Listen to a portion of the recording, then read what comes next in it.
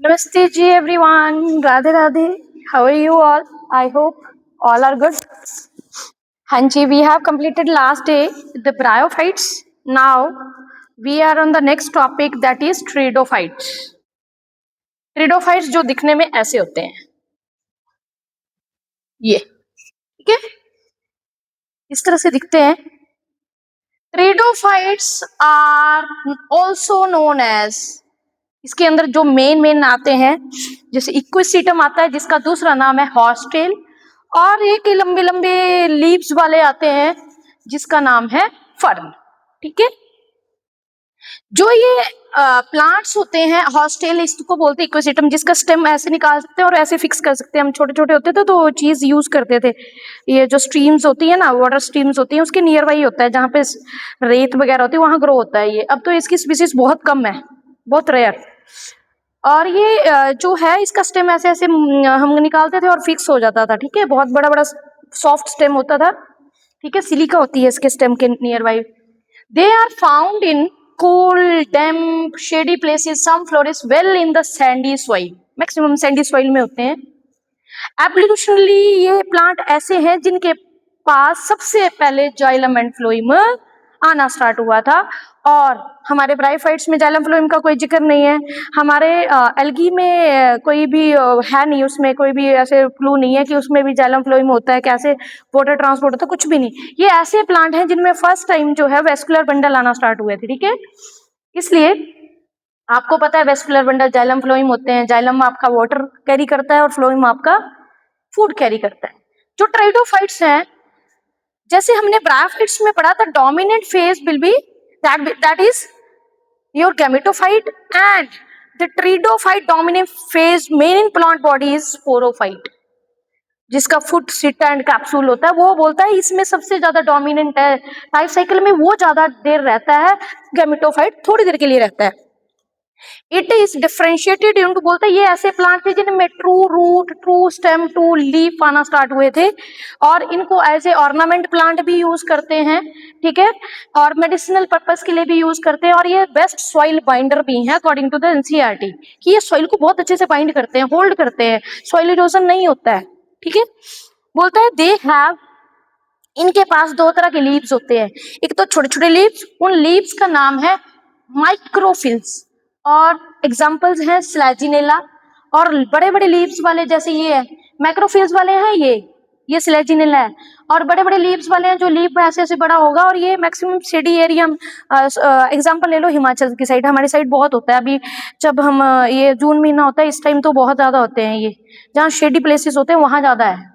ठीक है, और बड़े बड़े लीव्स वालों को क्या बोलेंगे, लीव्स को ही क्या बोलेंगे, मैक्रोफिल्स. फिल्स मतलब लीव्स, मैक्रो मीन्स बड़े.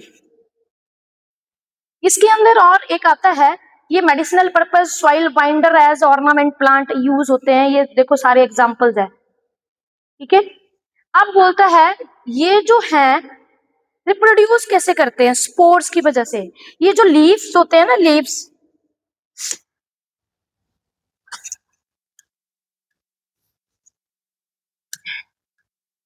ये जो लीव्स होते हैं, हम छोटे छोटे होते हैं तो लीव्स के नीचे इसके स्पोर्स होते हैं. वो स्पोर जैसे नीचे गिरते हैं, और स्पोर भी ये किसी स्ट्रक्चर के अंदर होते हैं जिसको स्पोरेंजियम बोलते हैं.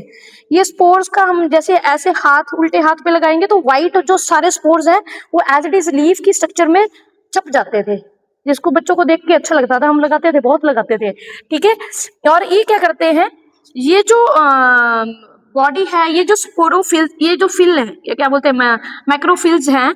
ये मैक्रोफिल्स के नीचे की साइड, ये नीचे की साइड ऐसे छोटे छोटे बिल्कुल माइन्यूट माइन्यूट स्पोर्स होते हैं, ये सारे. और ये किसके अंदर होते हैं, स्पोरेंजियम के अंदर. किसके अंदर, स्पोरेंजियम. और इस लीफ को क्या बोलेंगे, स्पोरोफिल. और उन छोटे छोटे स्पोर्स को क्या बोलेंगे, सोराई. क्या बोलेंगे, सोराई. और उसका जो पोलाइडी है वो क्या है, 2n. क्या है पोलाइडी, 2n. और ये लीफ लाइक स्ट्रक्चर के ऊपर ही होते हैं. और ये बॉडी देखो, राइजोम, स्टेम राइजोम की फॉर्म में है, रूट्स भी हैं, ये रूट्स हैं, ये लीव्स हैं. तो मतलब इसमें ये ऐसे प्लांट हैं जिनके अंदर क्या था, true roots, true leaf, true stem. Megaphylls जिसमें फीमेल पार्ट है. ठीक है, मैक्रोफिल्स जिसमें मेल पार्ट होता है. ये इस तरह से लीफ के नीचे की तरफ है, ये सोराई जिसको बोला गया। सोराई के अंदर क्या है? स्पोरेंजियम। स्पोरेंजियम के अंदर क्या चीज है? Spores. They are known as spores. ये छोटे छोटे हैं, ये स्पोर्स हैं, ठीक है। और इसको क्या बोला गया है? स्पोरोफाइट। इस बॉडी को क्या बोला गया? Sporophyte. In some cases the sporophyll form में, कुछ केसेस में जो ये स्पोरोफिल है, they will change into a structure which is known as strobilus. और कोन भी बोलते हैं इसको। क्या बोलते हैं इसको? कोन बोलते हैं, ठीक है। And example are Selaginella and Equisetum. ये स्लैजिनेला है, ये देखो, ये कोन है, ये इसकी क्या है? कोन। ये इसकी कोन है, जिसके अंदर मियोसिस होगी और मियोसिस के बाद वो स्पोर बनाएगा और नीचे गिरेगा, फिर से ऐसी प्लांट बॉडी तैयार कर देगा, ठीक है। उसके बाद आता है आपका sporangia produce spore by the meiosis and the spore mother cell. The spore germinate to give rise. अब वो जब ये स्पोर नीचे गिरते हैं, ये स्पोर जो है जैसे ही नीचे गिरेंगे तो ये क्या प्रोड्यूस करेगा? एक गैमेटोफिटिक प्लांट बॉडी तैयार करेगा जो बहुत छोटी होती है। और इसी गैमेटोफिटिक प्लांट बॉडी पे जैसे ये स्पोर्स, ये इसके नीचे स्पोर्स है ना छोटे छोटे, जैसे ये स्पोर नीचे गिरते हैं, नीचे गिरने के बाद क्या बनेंगे? ये इस तरह से प्लांट बॉडी बनेगी। और ये प्लांट बॉडी जो है, इट बियर, इसके ऊपर क्या होगा? यहाँ पे ये mail and female gamete produce होंगे, ठीक है। और ये मेल और फीमेल गैमीट किसकी वजह से फ्यूज करेंगे? वाटर की वजह से, ठीक है। और इस गैमेटोफाइट को क्या बोलेंगे? प्रोथैलस। क्या बोलेंगे इसको? प्रोथैलस। जैसे ही ये पानी की वजह से फ्यूज करेगा तो यहाँ पे एक स्ट्रक्चर बनेगी जिसको क्या बोलेंगे? स्पोरोफाइट। क्या बोलेंगे उस स्ट्रक्चर को? ये है स्पोरोफाइट, जिसके अंदर क्या अलग बनता है? इस तरह से कैप्सूल बनेगा और कैप्सूल के अंदर क्या होगी?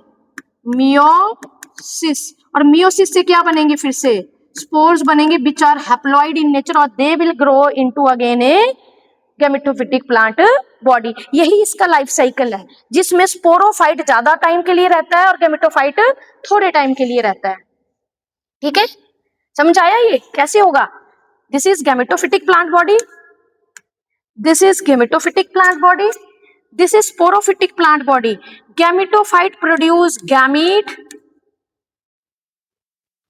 जिसको मेल गैमीट, और this is female gamete. Fuse करेंगे तो क्या बनाएंगे? स्पोरोफाइट बनाएंगे। स्पोरोफाइट के अंदर क्या होगा? स्पोर प्रोड्यूस होंगे और स्पोर प्रोड्यूस करके फिर से ऐसी बॉडी बना देंगे। तो ये होगी स्पोरोफिटिक प्लांट बॉडी, ये होगी गैमेटोफिटिक प्लांट बॉडी, ठीक है। ये मैंने आपको ऑलरेडी बता दिया कि इस स्ट्रक्चर को क्या बोलते हैं? Prothallus, which bear male and female gamete. तो प्रोथैलस रिक्वायर, अब प्रोथैलस को कैसा टेम्परेचर चाहिए? ठंडा टेम्परेचर चाहिए ग्रो करने के लिए। उसके ऊपर गैमीट्स प्रोड्यूस होते हैं, mail and female gametes produce होंगे, फ्यूज करेंगे पानी की वजह से, और फिर क्या होगा? स्पोरोफाइट बनेगा which is last for the long time, ठीक है। That's why it is dominant in nature. Gametophyte bear male and female antheridia and archegonia. बोलते हैं एंथ्रीडिया आर्किगोनिया तक कब पहुंचता है? जब पानी होता है, और पानी की वजह से देखो ये है, स्पोर प्रोड्यूस हुए, स्टार्ट हुआ ग्रो होना, गैमेटोफाइट बना, देन स्पोर्स, स्पर्म, जो मेल गैमीट है that will be enter into the female gamete archegonia, और यहीं पे रहता है। और यहीं पे क्या बनता है? स्पोरोफाइट बनता है, जो मियोसिस करने के बाद फिर से किस में चेंज हो जाता है? स्पोर्स में, और फिर से नया प्लांट ग्रो होना स्टार्ट हो जाता है। क्लियर और not? The water is needed for the antherozoid to move to the archegonium mouth. Anthrozoid fuse with the egg in the archegonium to produce zygote। और जाइगोट किसमें क्या है? मल्टी सेलुलर स्ट्रक्चर है, जो क्या बनाती है? स्पोरोफाइट बनाती है। क्या बनाती है? स्पोरोफाइट। और याद रखना, स्पोरोफाइट हमेशा इसी के साथ रहता है, मेल फीमेल गैमेट के साथ, ठीक है। और ये ऐसे प्लांट हैं जिनमें फर्स्ट टाइम सीड हैबिट देखी गई थी। क्या देखी गई थी? Seed habit. और इन प्लांट्स में जो गैमीट होते हैं, स्पोर्स होते हैं, वो कैसे होते हैं? मैक्सिमम सेम होते हैं स्ट्रक्चर में, इसलिए कंडीशन क्या होती है? होमोस्पोरस। बट दो ऐसे टेरिडोफाइट्स हैं जिनके अंदर जो स्पोर्स हैं वो डिसिमिलर साइज के होते हैं। बड़े को बोलेंगे मेगास्पोर्स और छोटे को बोलेंगे माइक्रोस्पोर्स। और कंडीशन को क्या बोलेंगे? हेटेरोस्पोरी। और ये एनसीईआरटी का क्वेश्चन है और ये नीट आपके सीबीएसई में एमसीक्यू बेस्ड में क्वेश्चन पूछा जाता है। स्लेजिनेला साल्विनिया और हेटेरोस्पोरस, ये स्लेजिनेला है, ये साल्विनिया है, ये दोनों पानी में होती है, टेरेस्ट्रियल में भी होता है और ये पानी में होता है। बोलते हैं ये दोनों क्या करते हैं, different kind of spore produce करते हैं, ऐसे मेगास्पोर और माइक्रोस्पोर।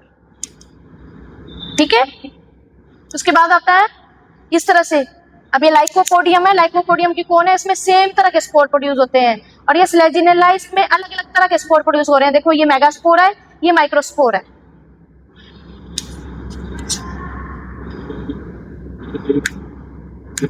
ये क्या है, मेगास्पोर और ये क्या है, माइक्रोस्पोर। माइक्रोस्पोर, तो इसलिए कंडीशन कैसी हुई, हेटेरोस्पोरी। क्या कंडीशन हुई, हेटेरोस्पोरी। और ये ऐसे प्लांट थे जो क्या करते हैं, जिसमें फीमेल गैमेटोफाइट के zygote develop into a young embryo, embryo के अंदर डेवलप हो जाता है जाइगोट।